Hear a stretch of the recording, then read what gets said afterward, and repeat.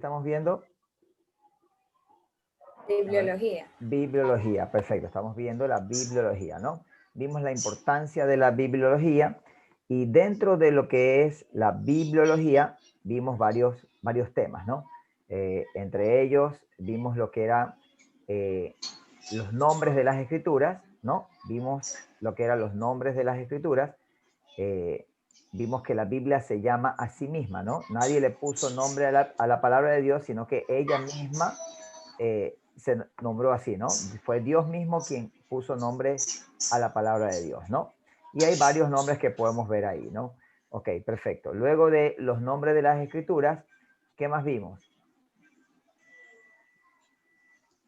A ver, luego de los nombres de las escrituras, vimos Las divisiones. las divisiones de las escrituras, ¿no? Las divisiones de las escrituras, ¿no? Perfecto. Y vimos que se dividían en Antiguo y Nuevo Testamento. Vimos que también estaba dividido por bloques, ¿no es cierto? Se ha dividido por bloques. Capítulos, versículos. Y luego por capítulos y versículos. Recordando que los capítulos y versículos fue hecho por los hombres, ¿no? Originalmente la Biblia era una sola de corrido, ¿no? Sin capítulos, sin versículos. Luego, como tercera parte, vimos los escritores de las escrituras, ¿no?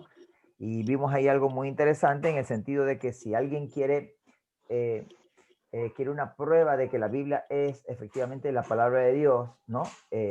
Y que es espiritual, pues es sencillo, ¿no? Es imposible que un libro que fue escrito durante aproximadamente 1500 años, ¿no? ¿Y por cuántos autores aproximadamente? 40. Aproximadamente 40 autores que vivieron en épocas totalmente diferentes, sociopolítica, económicamente, culturalmente, ¿no? Personas con oficios diferentes, con profesiones diferentes, con conocimiento, grado de conocimiento también muy diferente, más sin embargo, toda la Biblia lleva un solo sentido, ¿no? Es como que hubiera sido escrita por una sola persona. Solo sabemos que fue escrita por la inspiración del Espíritu Santo, ¿no? Entonces, es importante tener en cuenta eso. Entonces, luego de los escritores vimos el canon de las escrituras, ¿no? ¿Qué quería decir la palabra canon? Un conjunto de normas o reglas. Ok, unas reglas o unas normas, ¿no? Y en sí la palabra canon como tal significa caña o, ¿qué más? Vara de medir. Caña o vara de medir, perfecto, ¿no? Y de ahí viene lo que es el significado de que son reglas o normativas, ¿no? Para poder identificar, cuidado, no es para darle inspiración a la Biblia, ¿no? Es para identificar, ¿no es cierto?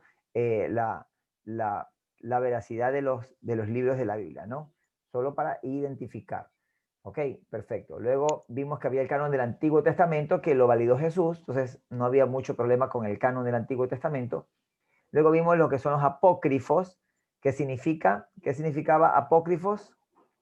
Escondidos o ocultos. Escondidos. Oculto. Escondido u oculto, ¿no? Escondido u oculto, ¿no? O sea, quiere decir que en esos libros siempre había alguna doctrina escondida, alguna doctrina rara. Y vimos que estos libros apócrifos, por lo general, fueron adoptados por algunas agrupaciones religiosas en el sentido de para poder justificar algunas actividades o actos que ellos querían hacer o estaban haciendo, ¿no? Entonces, básicamente podemos creer que ese era el motivo, ¿no? Ok, porque es imposible de que un libro que, por ejemplo, al final el autor dice que se equivocó, que es humano y que se pudo haber equivocado en algunas cosas y que lo disculpen si acaso cometió algunos errores. Entonces, no es posible que un libro inspirado por Dios pueda el autor decir semejante barbaridad, ¿no? ¿Ok? Entonces, ojo con eso de ahí. Entonces, esos eran los apócrifos. Luego vimos el canon del Nuevo Testamento. Vimos que habían algunos puntos dentro de lo que es la canonicidad, para determinar la canonicidad de los libros en el Nuevo Testamento, ¿no? Como era la apostolicidad, contenido espiritual, veracidad doctrinal, la utilidad, la inspiración divina, ¿no? Luego vimos lo que era la infalibilidad de las escrituras, ¿no? Vimos la definición de la infalibilidad, ¿no es cierto? ¿Y qué era infalibilidad?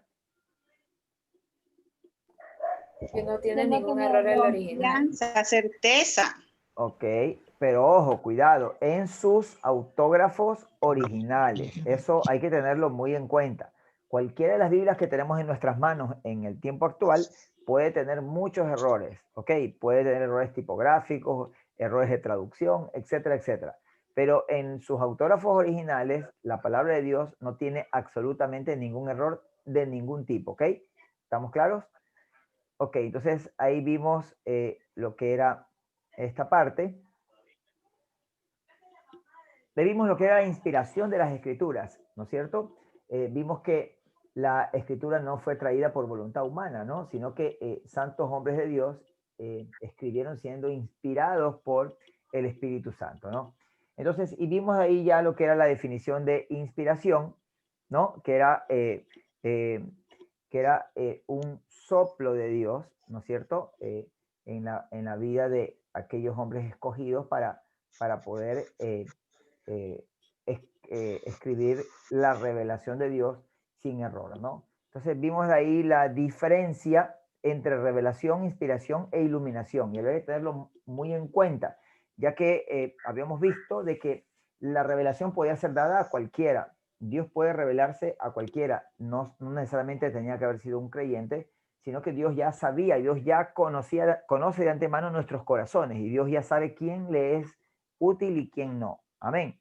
Entonces vemos el caso de Moisés, vemos el caso incluso que Dios se le revela a una burra, vemos el caso que Dios puede revelarse conforme Él quiera, ¿no? Luego vimos lo que era, entonces la revelación, ¿qué era la revelación? ¿Alguien me recuerda? Dios se revela a quien quiere. Ya, pero ¿qué era O sea, la revelación? es la capacidad del Espíritu Santo, es la capacidad que le da el Espíritu Santo al creyente para poder entender, comprender y asimilar esa No. revelación manifestada. No, cuidado, entonces eso no era revelación, cuidado, estamos confundiendo. ¿Qué es revelación primero? Ya, disculpa, Me está dando ya lo último. me equivoqué. Ok. Es la transmisión, de la Ok. palabra de Dios Ok, a la mente y al corazón del hombre. perfecto, es la transmisión de la palabra de Dios a la mente y al corazón del hombre. Recuerden que incluso hubo en este caso, cuando ya Jesús estuvo detenido y todo, hubo un sacerdote, un sumo sacerdote, que exclamó algo, ¿no? Y dijo algo muy interesante. Dijo, es necesario que uno muera y no el pueblo, ¿no? Y eso fue una profecía de parte de Dios a través de esta persona, ¿no? Ok, ¿qué más? Eso era revelación. ¿Qué era inspiración?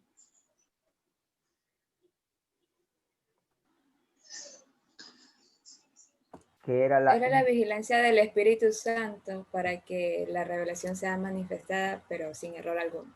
Perfecto, o sea, eso era la inspiración, ¿no? La vigilancia. Y eso es solo para Espíritu, creyentes. exactamente, para que aquellas personas, aquellos santos hombres de Dios, estamos hablando de inspiración de la Biblia, ¿no? De la palabra de Dios. Hay otros tipos de inspiraciones, ¿no? Hay inspiración en donde Dios inspira a alguien para entonar una alabanza que motive el corazón de los creyentes, y hay sanidad, y hay profecía, etcétera, etcétera. Estamos hablando de otro tipo de inspiración. Hermano, una Dígame. pregunta.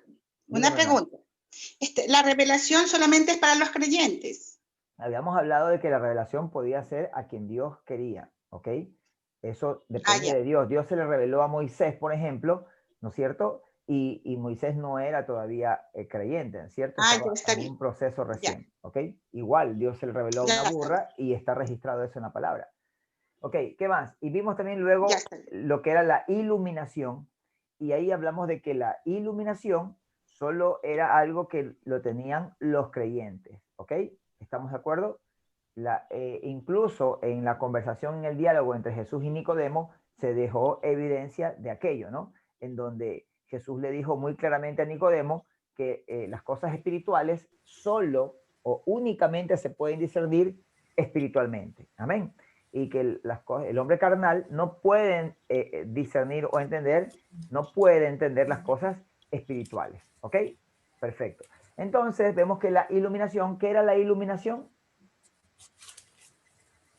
Sí, fue el término que di ahorita. Espíritu Santo al creyente. Ok, entonces ya eso lo comentó la hermana al comienzo, en donde había manifestado que en este caso la iluminación, ¿no? Es la capacidad que le da el Espíritu Santo al creyente, ¿no? Para poder entender, comprender y asimilar la palabra de Dios. Amén. ¿Estamos claros? Por eso es que al menos imagino que cada quien debe tener un testimonio de cómo era su vida antes de ser creyente y después. Y yo me imagino que algunos, quizás, a menos en mi caso, uno quizás en su casa había una Biblia que la ponían como amuleto en la puerta de entrada o no sé, en la sala, y estaba abierta y ahí reposaba esa Biblia llenándose de polvo y todo, pero no se la leía, ¿no? Y cuando alguien la comenzaba a leer, como que le daba sueño, pereza, no la entendía, era algo como que estaba en otro idioma. Pero resulta que cuando aceptamos a Cristo en nuestro corazón, dice la palabra de Dios literalmente que se devela un velo, ¿cierto? Que había en los ojos carnales, y ahí podemos ver las cosas espirituales, ¿no? La Biblia habla claramente que nacemos de nuevo, nacemos de una naturaleza carnal y se supone que nacemos a una naturaleza espiritual. Amén. Por eso es que ahora ya nosotros podemos entender las cosas espirituales, nosotros podemos leer la Biblia y Dios nos habla a través de ella, ¿no? Porque la Biblia es viva y eficaz. Amén. ¿Estamos de acuerdo? Amén. ¿Ok? O hay alguien que cuando abre la Biblia todavía no la puede entender o le da sueño, le da pereza y no sabe ni lo que dice ahí. ¿Ok? Yo me imagino que todos los que estamos acá, después de haber experimentado el nuevo nacimiento, fueron abiertos nuestros ojos espirituales. ¿Amén? Ok, perfecto. Entonces, hasta ahí Amén. estamos claros, ¿no? Hasta lo que era Sí. hasta la inspiración de la palabra de Dios, ¿no? Perfecto. Entonces, vamos a entrar ahora ya a un punto bastante interesante que son los símbolos de las escrituras. Entonces, ¿por qué es importante estudiar esta parte de los símbolos de las escrituras y tenerlo en cuenta? Recordemos que, sobre todo Jesús, ¿qué usaba Jesús para poder hablarle a sus discípulos? Parábolas. Parábolas, perfecto. Hacía similes, ¿cierto? Porque recuerden que Jesús dijo algo muy claro, ¿no es cierto? Si las cosas terrenales les hablo y no entienden, ¿qué dijo Jesús? Que fuera, pues, si les hablara las cosas espirituales, ¿no es cierto? O sea, si él, entonces, es algo, y es más, miren lo que a mí me llama mucho la atención, no sé si ustedes lo han analizado, pero cuando usted lee, cuando leemos la palabra de Dios, cada vez que hay una revelación de algún ángel o de alguna revelación de las cosas celestiales, de la nueva Jerusalén, del cielo, etcétera, y usted ha leído cada vez que dice ahí, ¿y cómo dice ahí? Que las calles de la Nueva Jerusalén son iguales a un vidrio limpio, o como dice ahí. ¿Qué es lo que dice exactamente la palabra de Dios cada vez que describe algo? Serán de cristales, Pero ¿cómo Ah, dice? serán de cristales. Alguien que pueda verificar y vea qué es lo que dice. Dice, ¿es exactamente igual a un cristal limpio? ¿O qué? ¿O qué palabra usa ahí básicamente? Cuando describen al Señor, ¿no? Le dicen, y su rostro era radiante, igual al sol en su esplendor. ¿O qué es lo que dice la palabra de Dios cada vez que se habla de las cosas espirituales o celestiales? A ver, ¿alguien que me pueda ayudar? Como dice, hay una palabrita bastante interesante cada vez que se refiere a algo espiritual, a la Nueva Jerusalén, a la revelación del Señor, sobre todo en Apocalipsis, ¿no? Cuando se le revela a Juan. ¿Qué es lo que dice Juan? ¿Cómo describe Juan al Señor? ¿Cómo describe Juan a la Nueva Jerusalén? A ver, ¿alguien ya logró encontrar? de cristal. Hace Pero- comparaciones, ¿no? Ya, pero claro, pero ¿qué dice? Hay una palabrita antes de expresar a qué se compara. ¿En cómo? ¿Cómo? ¿Cómo? ¿Qué más? No dice igual, nunca dice No. igual, cuidado, ¿sí? Debemos entender eso, ¿Cómo? nunca dice igual.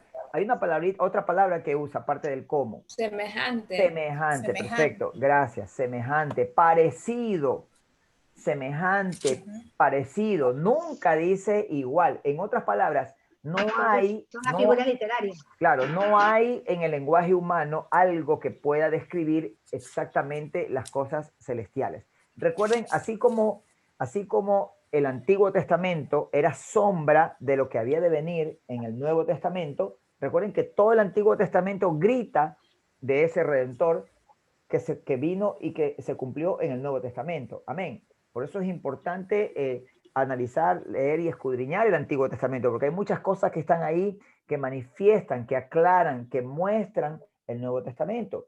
Miren, en cosas muy sencillas, incluso en el matrimonio humano. Miren qué interesante es que Dios permite que nosotros experimentemos en el matrimonio humano algo, aunque sea una pizca de lo que se supone que va a ser nuestro matrimonio en el cielo. Por eso es que Dios dice, ¿no? Si la mujer no se puede someter a alguien humano, a alguien que toca, a alguien que lo tiene ahí, con quien convive todo el tiempo, ¿cómo crees que te vas a poder someter a Dios? Si tú siendo hombre no amas a tu mujer, ¿no? Como a ti mismo, ¿cierto? No la cuidas, no la proteges, no la estimulas, no la animas, Cuidas, valoras. la cuidas, etcétera. ¿Cómo tú crees que vas a poder experimentar tu relación con Dios? Amén. Entonces, miren cómo en esa relación entre el hombre y la mujer es la misma relación que debe haber o que va a haber entre Cristo y nosotros, que se supone que vamos a ser su esposa, que somos su novia, vamos a ser la esposa del Cordero. Amén. Entonces, si en lo terrenal, en lo físico, en lo que tocamos, en lo que vemos, no lo podemos sobrellevar, ¿cómo creemos que vamos a poder sobrellevar nuestra relación con el Señor en el cielo? Si lastimosamente, lo digo aquí y espero que sin alusión personal a nadie, pero ¿cómo es posible que dentro del pueblo de Dios hayan divorcios, hayan separaciones, y lo peor de todo es que se vuelven a casar como que nada? Entonces, eso es algo, es imposible. O sea, es como que usted me diga que va a ir al cielo, se casa con el Señor y después de un tiempo se aburre y ya se quiere divorciar o se quiere separar, ahora se quiere ir a otro lado, se quiere ir con Satanás. ¿Me explico? Entonces es imposible. Por eso es que Dios estableció que el matrimonio es uno y para toda la vida. ¿Qué es lo único que puede separar Así un es. matrimonio? La muerte. Y dice que Muy bien. solo se puede volver a casar en el Señor cuando la otra persona muere. Y eso quizás por la debilidad humana de estar con otra persona.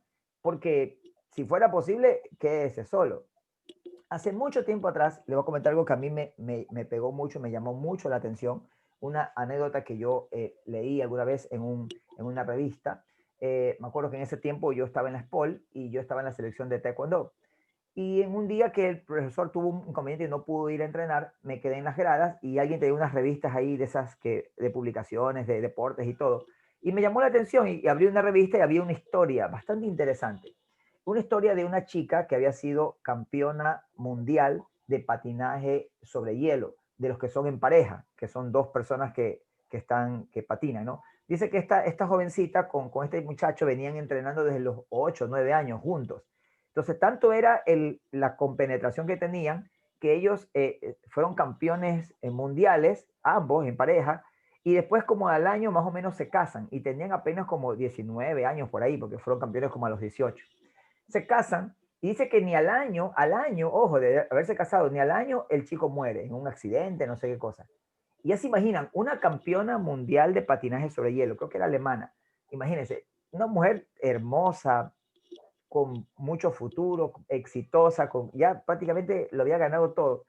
Y ella cuenta la historia ya como de unos 70 y pico de años, y ella comentaba que nunca se volvió a casar, porque amó tanto a ese hombre con el que estuvo prácticamente desde los 8 años en compenetración, que no se pudo volver a... Yo estoy seguro que oportunidades y ofertas habrá tenido, pero mejor dicho, imagínese usted, ¿no? Pero, sin embargo, ella tanto amó a ese hombre, ¿no? Que no se volvió a casar nunca más. Ahora, tampoco estoy diciendo que si un cristiano, la esposa o el esposo muere, no se puede volver a casar. La Biblia lo permite, ¿ok? Pero bueno, lo dejo ahí en el aire, ¿no? Miren hasta qué punto es el amor. Entonces, a ese extremo debemos llegar. Entonces, para eso se supone que estamos estudiando la palabra de Dios. Para eso se supone que estamos en el seminario, para poder poner en orden las ideas y tener las cosas claras para que cuando algún día usted llegue a ser pastor, llegue a ser pastora, pueda dirigir a la Grey conforme a lo que dice la palabra de Dios, no conforme a lo que uno cree, a lo que yo pienso, a lo que usted piensa o a lo que siempre se ha venido haciendo o permitiendo, sino que hacer las cosas como Dios lo establece. Amén. Entonces, dentro de estos símbolos, como habíamos hablado al comienzo, miren cómo Jesús siempre usó figuras, ¿no es cierto? Siempre usó parábolas, siempre usó cosas terrenales para poder explicar las cosas espirituales. Entonces, la Biblia está llena de figuras, llena de figuras literarias, llena de símbolos, sobre todo Apocalipsis. Cuando ya lleguemos allá, vamos a ver que se habla símbolos en gran parte del libro. Entonces, nosotros debemos entender que esta parte de los símbolos es sumamente importante para poder tener una mejor comprensión de la palabra de Dios. Amén. ¿Estamos claros? Ok, perfecto. Entonces, el primer punto, Amén. el primer símbolo es un espejo. Amén. ¿Quién me puede hablar algo sobre este símbolo? ¿Qué es lo que simbolizaba este espejo conforme a lo que investigaron? A ver, para poder participar, porque si no nos vamos a hacer una locura, necesito que levanten la mano y yo le doy paso y ahí activa su micrófono y puede participar. Si no, vamos a generar ruido y no nos vamos a poder entender bien. Puede levantar su mano en digital, ¿no? Entonces vemos aquí que Calderón, a ver, Doménica Calderón, coméntenos. A ver, active su Hola, micrófono. sí. Bueno, yo había, en cuanto al espejo, había visto que ponía a la palabra como demostrando el poder revelador y confrontador que la misma tenía. Entonces, teníamos como ejemplo lo que salía en Santiago 1, del 23 al 25. Y bueno, básicamente era eso, que reflejaba cómo nosotros éramos y que tal vez podíamos estar cegados ante los placeres del mundo, pero el espejo, es decir, la palabra de Dios, nos permitía darnos cuenta de ello. Ok, perfecto, gracias. ¿Alguien más que quiera aclarar algo puntual? ¿Algo que quiera complementar de lo que dijo nuestra hermana? ¿Alguien más?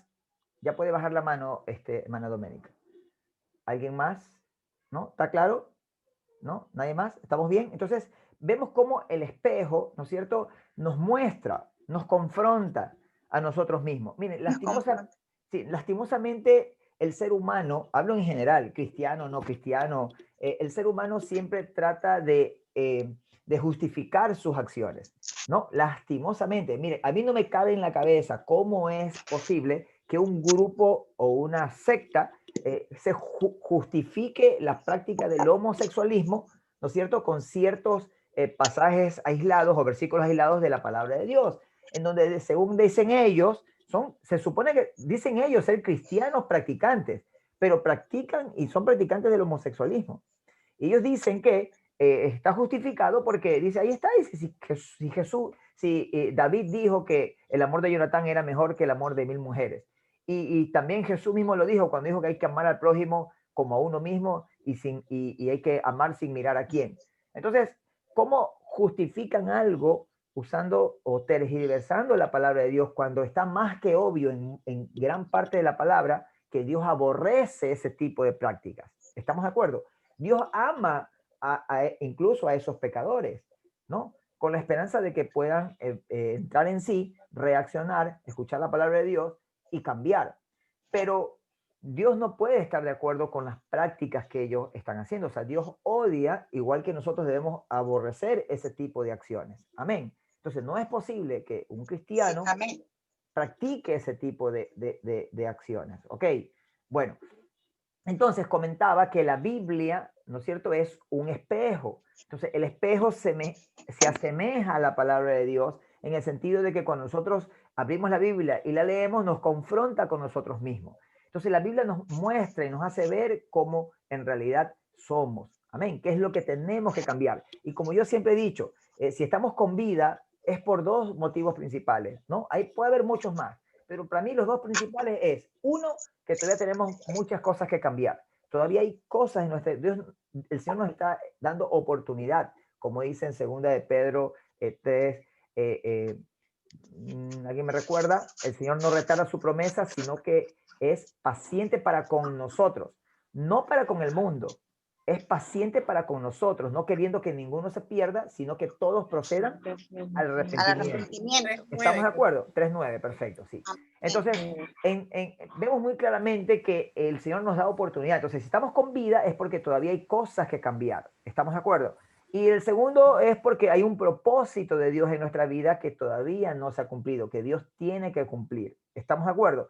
Para mí son los dos principales puntos. Y justamente la palabra de Dios es quien nos muestra cuáles son esas cosas que tenemos que cambiar. Amén. Ahora, si nosotros no tenemos para oír lo que dice la palabra de Dios, pues lastimosamente, miren cómo Jesús lo dijo claramente, si tu mano derecha te es ocasión de caer, ya saben lo que hay que hacer, ¿no? Si tu pie derecho, etcétera, etcétera. Entonces, justamente, y para eso se supone que estamos los hermanos, para unos a otros motivarnos, exhortarnos, animarnos. Si alguien está en alguna situación, pues el hermano que logra observar esa situación en el hermano, en el amor de Dios, hablarle, hacerlo entrar en razón para que cambie. Así como a David, vemos cómo el Señor lo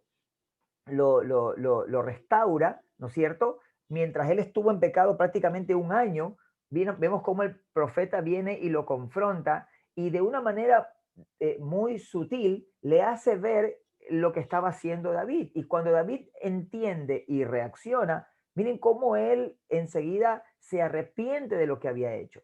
Amén.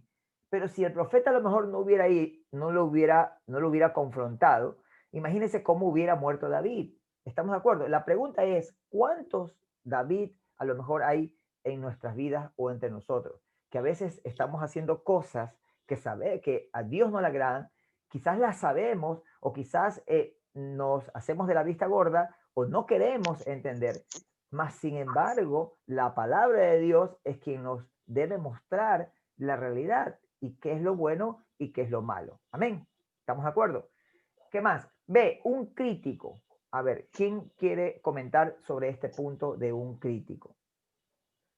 ¿A quién se refiere con un crítico? A ver, ¿alguien que quiera comentar? ¿Puede levantar la mano? No entiendo bien la palabra, ¿qué fue lo que dijo? Orlando, ya. ¿Quién entiende quién quiere hablar un poquito sobre un crítico, sobre este símbolo en la escritura que se refiere a un crítico? Doménica. Era de que cuán discerniente era la palabra de Dios. Ok, muchas gracias. Miren que va muy relacionada con el símbolo anterior del espejo, ya que al hablar de un crítico se está refiriendo a la palabra de Dios. ¿Por qué? Porque recuerden que la palabra de Dios no es muerta. ¿Qué es la palabra de Dios?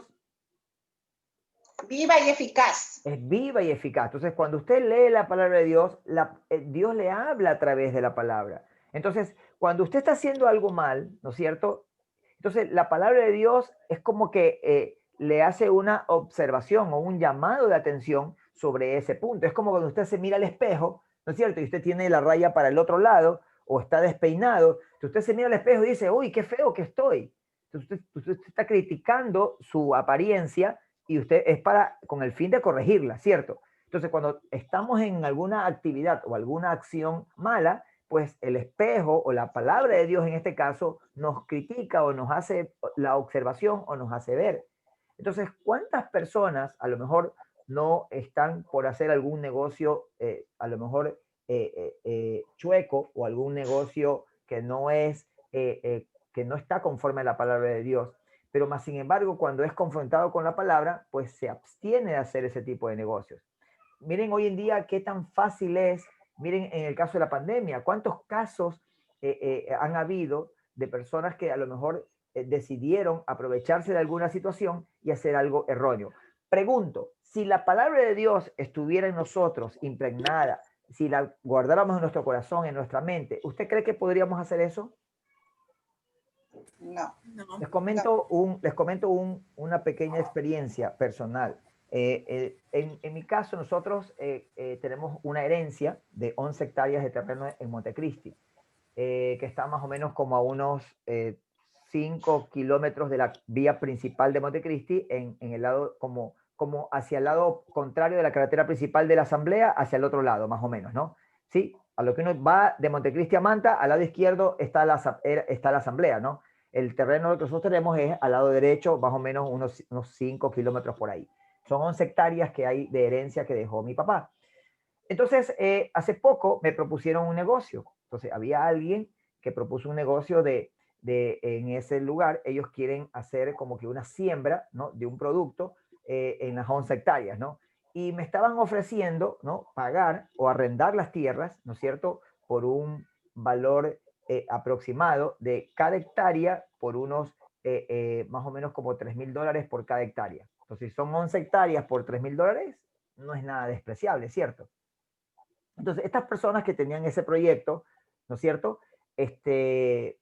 estaban buscando inversores, porque había que hacer una inversión fuerte, una inversión de alrededor de 1 a 2 millones de dólares. Entonces, de repente apareció alguien, ¿no?, que que ofreció hacer la inversión. O sea, así de la noche a la mañana, todo parecía que ya estaba listo, ya estaba para hacer el negocio. Y era un embajador de no sé qué país que quería hacer la inversión. Pero cuando ya hubo la entrevista, obviamente la persona que estaba haciendo el proyecto me conversó de este tema antes de empezar el negocio. Me decía que estas personas que querían invertir, lo que querían era lavar dinero y que habían puesto ahí sobre la mesa $5 millones. Los tenían ahí listos para invertir. Entonces, usted se imagina qué es eso, pues, ¿no? Teóricamente yo solo iba a alquilar las tierras, nada más. ¿Qué es lo que a lo mejor iban a hacer ellos con las tierras? Eso es su problema. Mientras a mí me paguen mi mensual de lo que les iba a alquilar la tierra, perfecto. Pero cuando ellos me comentaron, me dijeron, bueno, mira, ellos van a usar, ellos quieren hacer esto. O sea, el proyecto se va a hacer todo, pero ellos lo que quieren es lavar dinero. O sea, meten los 5 millones y ellos le van a responder, qué sé yo, unos 3 millones ya lavados. Y los 5 millones ya les queda 2 millones de ganancia. Así de fácil. Pero, ¿usted cree que eso está correcto? Si uno sabe No. como creyente, como cristiano, que ese dinero que uno va a recibir es de una actividad ilícita, ¿no es cierto? Porque el lavado de dinero es algo ilícito. Entonces, ¿cómo yo podría hacer ese negocio? Pero quizás, a lo mejor, hubiera habido otro cristiano que hubiera dicho, bueno, total, dinero es dinero y Dios es que está proveyendo y por acá y se justifica y trata de, ¿no? Y coge, hace el negocio y recibe ese dinero. Pero estamos hablando de algo ilícito. Entonces, ¿cómo es posible que alguien pueda hacer algo así? Entonces, por más necesidad que uno tenga, por más bien que caiga ese dinero, sobre todo en este tiempo de crisis, entonces no es posible que uno como creyente participe en algo ilícito. ¿Estamos de acuerdo? Pero cuando uno logra tener esta firmeza, porque no les voy a mentir, la tentación estuvo. O sea, yo no les puedo decir tampoco, no, Dios, nunca quise o tuve a lo mejor la intención de hacer el negocio. Era una oportunidad como ustedes no se imaginan.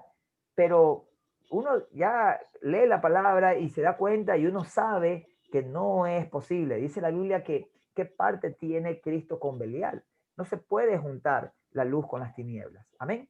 ¿Estamos de acuerdo? No es fácil, no es fácil, es duro, pero hermanos, o sea, hay que ser claros. Entonces, cuando ya uno tiene clara la palabra de Dios, por más que uno quizás haya cometido muchos errores en el pasado, pero para eso está justamente la palabra, para hacernos ver cuenta y poder cambiar, para poder corregir esas situaciones. Amén. ¿Estamos de acuerdo? Perfecto. ¿Qué más? Luego vemos una simiente o una semilla. ¿Quién me quiere hablar algo sobre esto de la simiente o la semilla? A ver,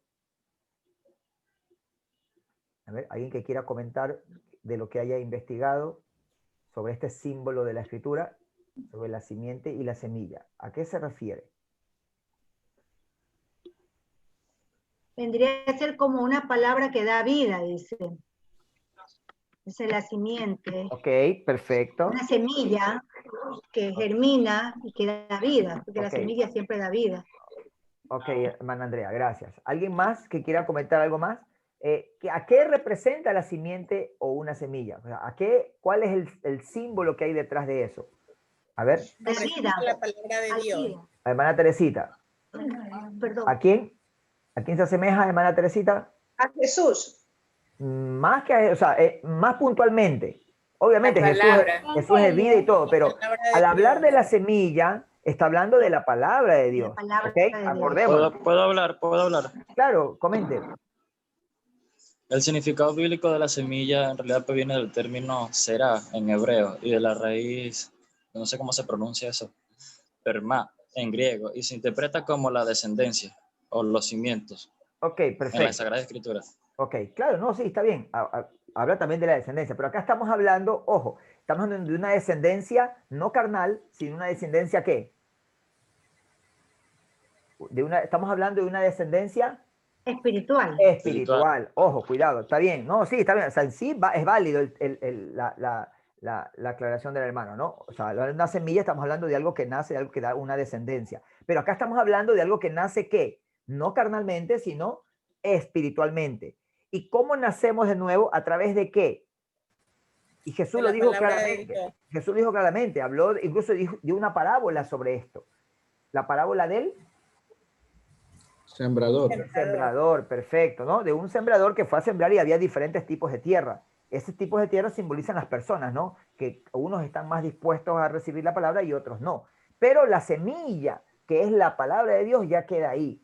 Por eso es que por más que alguien lo rechace, por más que usted no lo quiera escuchar, el momento que usted le habla algún versículo, aunque sea le dice un Dios te bendiga, Dios te guarde, o Jesús te ama, usted ya está sembrando una pequeña semilla en el corazón de esa persona, ¿no? ¿Estamos de acuerdo? Y esa semilla, créanme, es algo que va a estar ahí taladrando, taladrando, y quizás en algún momento de angustia, de necesidad, esa persona se aferre a esa semilla y en ese momento puede abrir su corazón. Y quizás venga otra persona que le hable del Señor y acepte. Pero fue usted quien puso la semilla.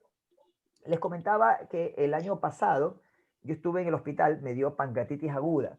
Estuve una semana internado en el hospital, grave, con un dolor intenso. Lo que me determinaron ya era como que bastante fuerte.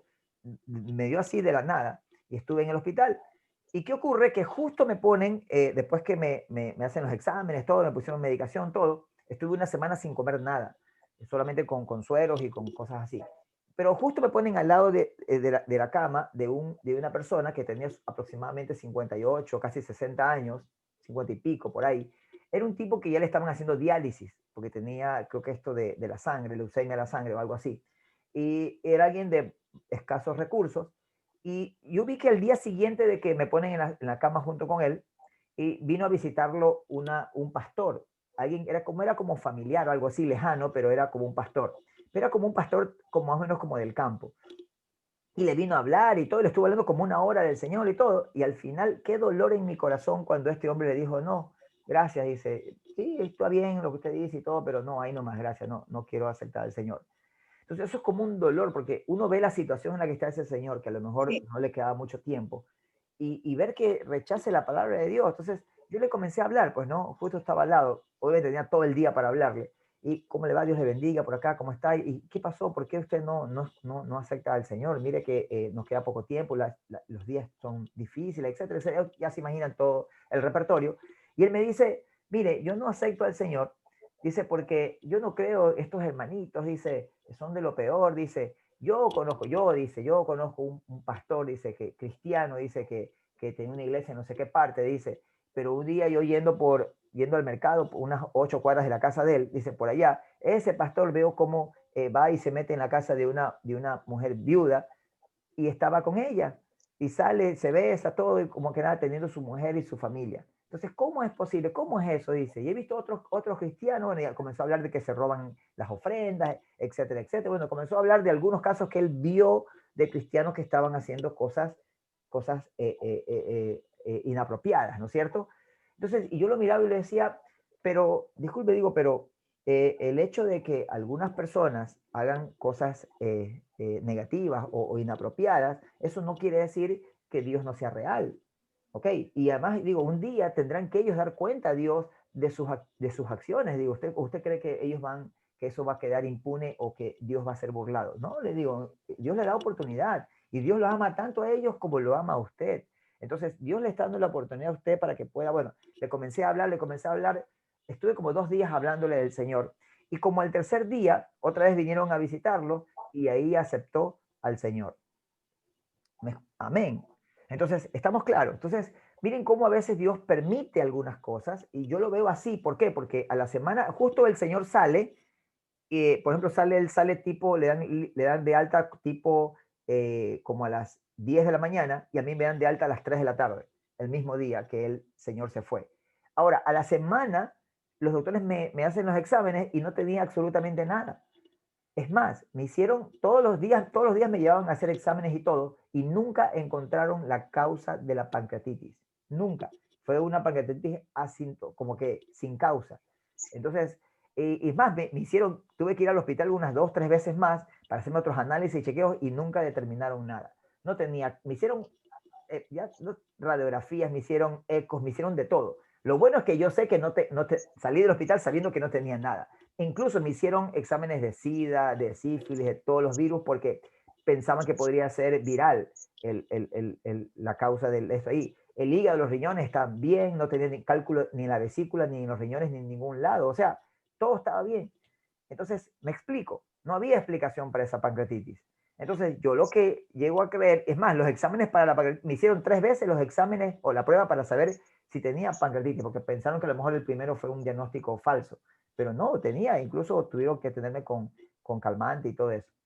Pero bueno, miren cómo las cosas que a veces Dios permite o Dios hace por rescatar a una sola persona. Amén. Entonces, imagínense lo que Dios puede hacer a través de cada uno de nosotros si nos disponemos en realidad en las manos de Él, ¿no? Pero para eso debemos entender lo que dice la palabra de Dios, ¿no? Y debemos estar listos para cuando Él nos quiera usar, ¿ok? Entonces está claro, ¿no? Lo de la simiente y la semilla, ¿no? Que la palabra de Dios, mire, una palabra que uno le dice a alguien queda sembrada, olvídese, no es en vano. Y algún día va a dar su fruto. Y no importa si esa persona no acepta al Señor con usted, eso es lo de menos. Lo importante es que la semilla ya quedó y que en el tiempo de Dios, en el momento de Dios, esa persona va a abrir su corazón y va a recibir al Señor. Amén. Dice la Biblia que Sí, hermano. uno siembra, otro riega y otro es el que cosecha. No necesariamente tiene que ser la misma persona. Coménteme, hermano. Así es, así. Sí, hermano, sí, yo recuerdo a una señora que yo le hablé de Dios, entonces, pero ella como que no le importó. Y ella seguía haciendo su vida y todo, pero como también la palabra de Dios es un martillo, ¿no? Entonces, ella al tiempo la veo, aquí entra a la iglesia, aquí en la cuadrangular de la Alborada, ella bien desconsolada, llorando, pero dice que, porque yo después conversé con ella, entonces me dijo que ella había estado meditando, entonces en la palabra es viva y eficaz, y verá, y ese día llegó, a los meses, yo me sorprendí, yo estaba ahí en la iglesia, me sorprendo de verla, llegó así bien, llorando y deprimida y todo, y ese día recibió a Cristo, y desde ahí pues ella ha comenzado a buscar más de Dios, quedó la semilla ahí. Amén, gloria a Dios. Entonces estamos claros, ¿no? Al hablar de la semilla estamos hablando, como decía el hermano, de la simiente, ¿no? De la vida que nace en las personas, pero por la palabra de Dios. Acuérdense que la palabra de Dios es la semilla que nos permite nacer de nuevo, ¿no? Así como el grano de mostaza que se siembra, cae en la tierra, muere, ¿no es cierto? Así tenemos que morir a nuestros delitos y pecados y luego nace para vida eterna. ¿Amén? Ok, perfecto. Luego, ¿qué más tenemos? Un lavadero y agua. ¿Ok? Un lavadero y agua. Miren, todos estos son símbolos de la palabra de Dios. ¿Estamos de acuerdo? Entonces, ¿en qué sentido la Biblia es un símbolo de un lavadero y de agua? A ver, ¿alguien que me quiera colaborar? Doménica. Sí, bueno, yo tenía aquí que era o sea, eso de ahí representaba ese medio de limpieza, que la palabra no solo nos revela la contaminación que poseemos, sino también al mismo tiempo nos limpia. Ok, perfecto. ¿Estamos claros? ¿Alguna pregunta? ¿Estamos de acuerdo? ¿Sí? Ok, perfecto. Ok, entonces vamos a continuar, ¿no? Entonces, ¿qué más tenemos aquí? A ver. Un martillo. Tenemos aquí que, aparte del martillo, ¿no? También, ¿no? Entonces, en el lavadero y agua, vemos cómo la palabra nos es como que el lugar en donde nosotros vamos para poder limpiarnos. Recuerden algo muy interesante. Cuando Jesús hizo algo importante con los discípulos antes de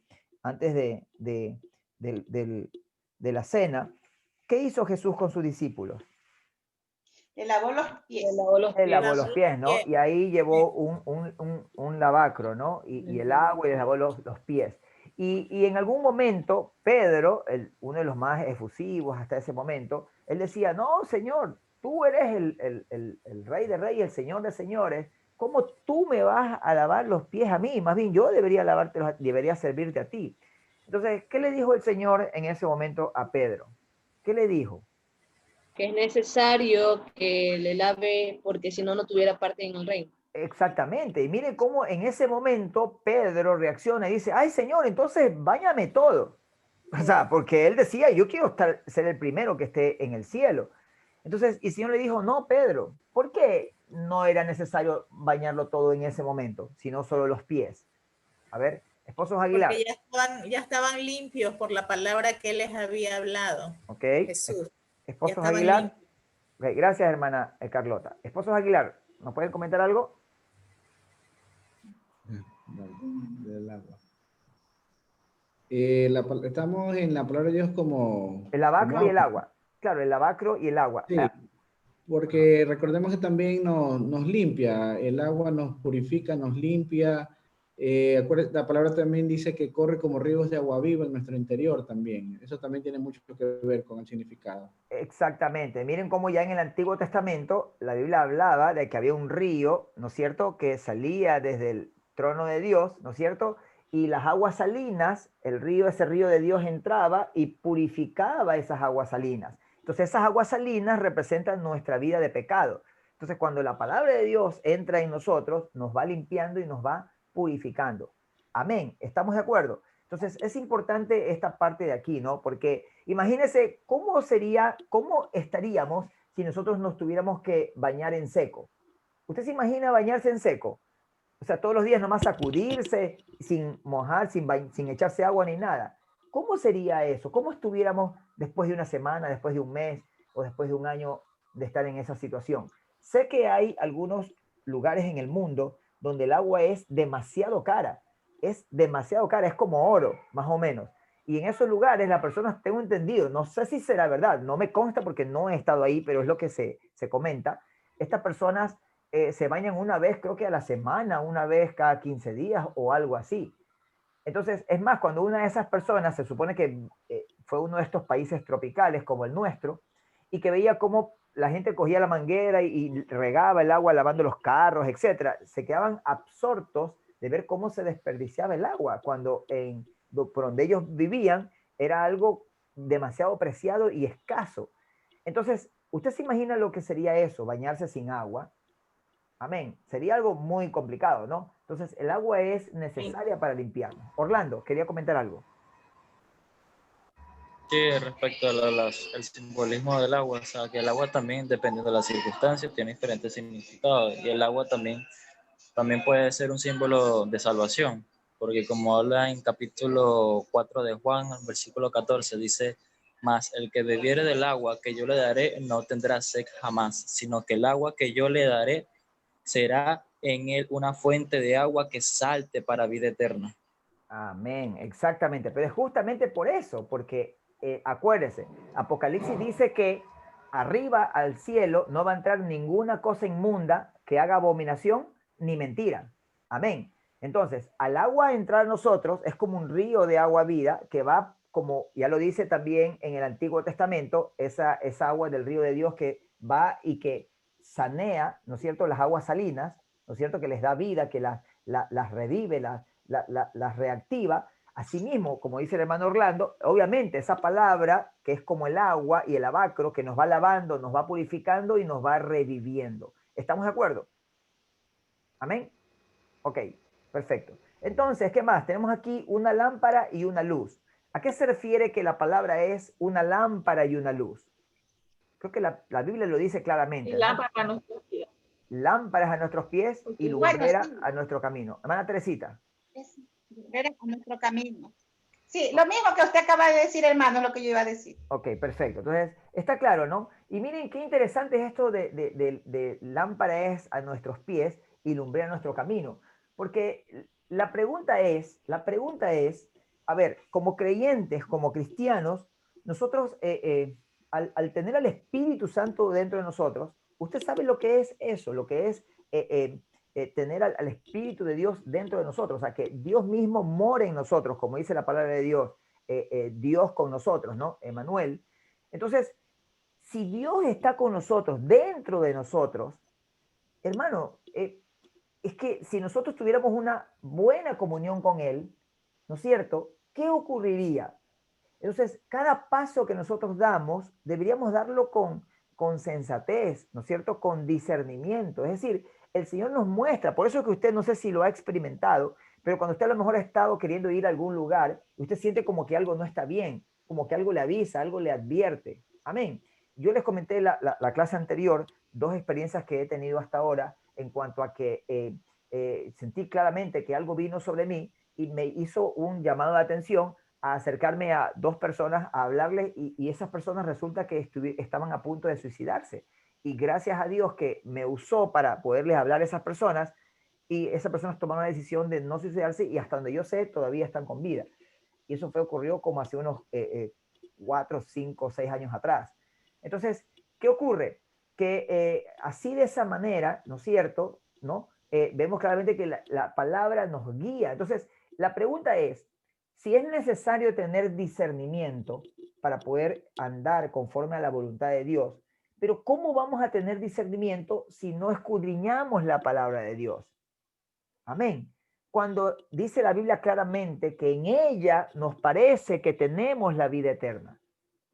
Amén. Porque es la Biblia quien nos muestra. O sea, cuando usted lee toda la Biblia, cuando usted escudriña la Biblia, el momento que usted se enfrente a alguna situación difícil, alguna prueba, alguna dificultad, alguna tentación, pues créeme que la palabra va a estar ahí, y el momento que, por más que usted quiera hacer eso, la palabra le va a hincar, va a compungir su corazón, y usted va a permitir que el Espíritu Santo obre, y usted va a tomar la decisión correcta de decirle no al pecado. Amén. ¿Estamos de acuerdo? Pero, ¿en qué momento las personas normalmente, hablando de cristianos, ¿no? Ya sabemos que el mundo está muerto en sus delitos y pecados, pero ¿en qué momento los cristianos cometen ciertos pecados que yo diría hasta muy obvios? O sea, pecados que cómo es posible que alguien, siendo creyente, pastor, lo que sea, caiga con una mujer que no es su esposa, como lo que le pasó a Jimmy Swaggart, por ejemplo. ¿Cómo es posible que alguien de ese nivel, alguien que llegó a esa comunión con Dios, porque nadie puede negar que Jimmy Swaggart en algún momento tenía una muy buena comunión con Dios y Dios lo usaba tremendamente, etcétera, etcétera, Sí, como pero es usted que a lo veces se quiera ver. amanece mucho. Entonces, ¿por qué? La pregunta es, ¿por qué cayó?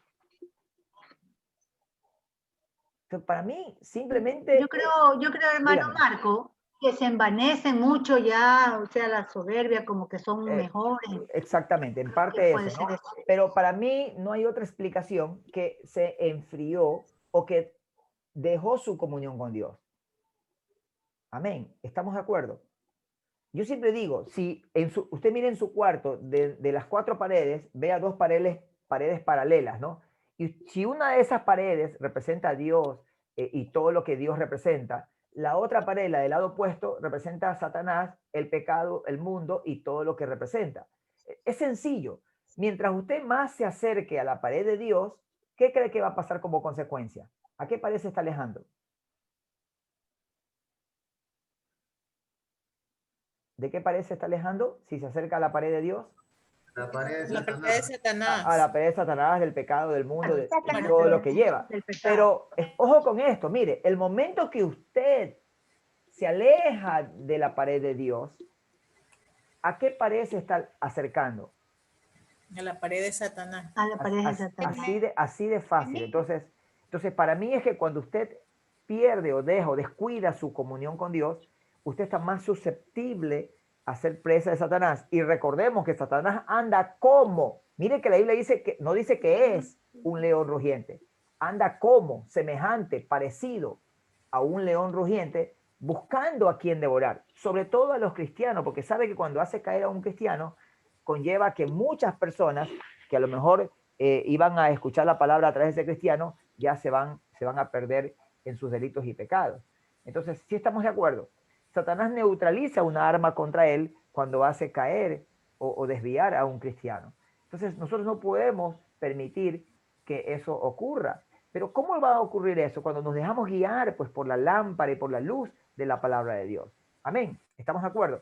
Y luego viene también lo que es un fuego.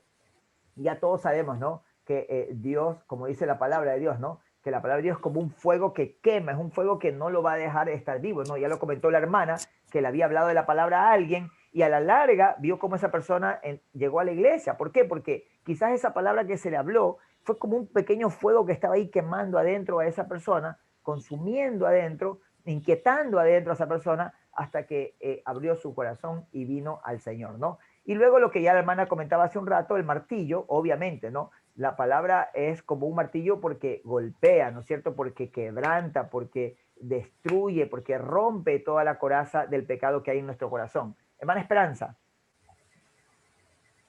Bueno, pastor, quería, perdón, hermano, quería decir también que el fuego también purifica. Amén. Sí, porque eso también somos probados, dice la palabra, como tenemos que ser probados y metidos al fuego. Pero a través de la palabra nosotros sabemos que nos está purificando también para poder estar limpios. Y dice que tenemos que ser, relucir, brillar aún más cuando somos probados a través de ese fuego. Amén. Es que por eso mismo, purifica en el sentido de que quema o destruye el pecado, quema o destruye todo lo malo. O sea, si alguien, dice la Biblia, si las acciones de alguien fueran heno, hojarasca, madera, al ser pasadas por fuego, ¿qué va a pasar con esas acciones? Van a ser quemadas. Es decir, por más que usted haya levantado 100 iglesias, por más que usted haya predicado en 10.000 aires libres, por más que usted haya hecho muchas cosas, si usted todo eso lo hizo por vanidad, por jactancia, por querer ser visto, por querer ser el mayor, etcétera, etcétera, o sea, por el motivo equivocado, no por amor, todo eso no va a quedar en nada, va a ser como obras de heno, de madera, de hojarasca. ¿Estamos de acuerdo? Pero cuando usted hace las cosas con amor verdaderamente y con la guía del Espíritu Santo, es decir, como yo siempre digo, hacer la voluntad de Dios no es lo mismo que hacer obras para Dios, no es lo mismo. Usted pudo haber levantado 10.000 iglesias y no pudo hacer no necesariamente usted hizo la voluntad de Dios. Usted pudo haber predicado 10.000 aires libres y no pudo necesariamente hacer la voluntad de Dios. Ojo con eso, mucho cuidado. Jesús dijo acá algo claro: en mi nombre vendrán muchos y dirán, Señor, Señor, en tu nombre eché fuera demonios, en tu nombre hice milagros, prodigios, señales. ¿Y qué le dirá el Señor? Apartaos de mí, hacedores de maldad, nunca os conocí. Si nos damos cuenta, una cosa son las obras y otra cosa es hacer la voluntad de Dios. Entonces, la pregunta es, ¿qué es hacer la voluntad de Dios?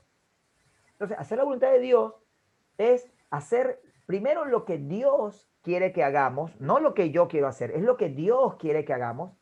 Ojo, en el tiempo que Dios quiere que se haga, no cuando yo quiero hacerlo, no hoy, no mañana, no pasado, en el tiempo de Dios y de la manera como Dios quiere que se haga. Cuando Dios mandó a construir el templo o las tiendas de campaña, ¿no es cierto? ¿Qué dijo Dios? Ahí, haga lo que usted quiera. Cuando Dios mandó a construir el arca, ¿qué le dijo a Noé? Anda y haz un barco grande como te salga. ¿Cómo? ¿Qué? No, le dio la ¿Qué le dijo? Le dijo Le dio las medidas exactas. exactamente como tenía que hacerse y en el tiempo que tenía que hacerse. No era cuando Noé quería o cuando Moisés quería o cuando cada quien quería. Era en el tiempo de Dios, de la manera que Dios quería y lo que Dios quería. Esa es la idea. Ahora, la pregunta es, ¿cómo voy a lograr eso si no tengo comunión con Dios? ¿De dónde parte todo entonces? De la comunión con Dios. ¿Y cómo tengo comunión con Dios si no escudriño la Biblia, que es la comunicación entre Dios y el hombre? ¿Estamos de acuerdo?